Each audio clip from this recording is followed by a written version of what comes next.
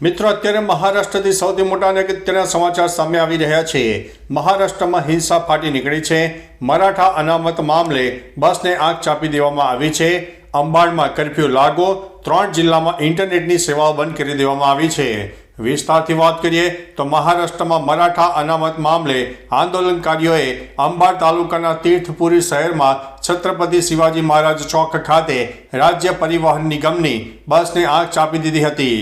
આ પછી મહારાષ્ટ્ર રાજ્ય માર્ગ ટ્રાન્સપોર્ટ કોર્પોરેશને પોલીસમાં ફરિયાદ નોંધાવી અને જાલનામાં બસ સેવા રોકી દીધી હતી।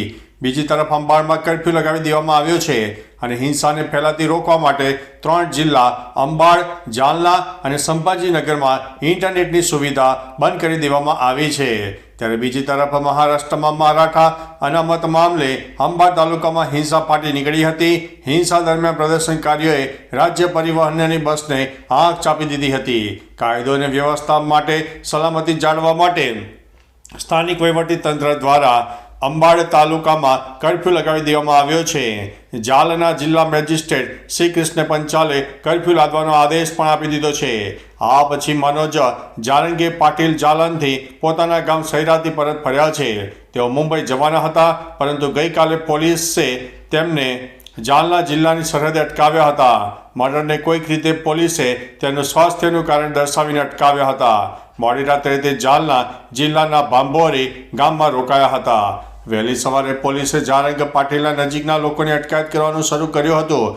શ્રી રામ કુર્ણકરની સાથે શૈલેન્દ્ર પાવર અને બાલા સાહેબ ઈગલાની અટકાયત કરવામાં આવી હતી।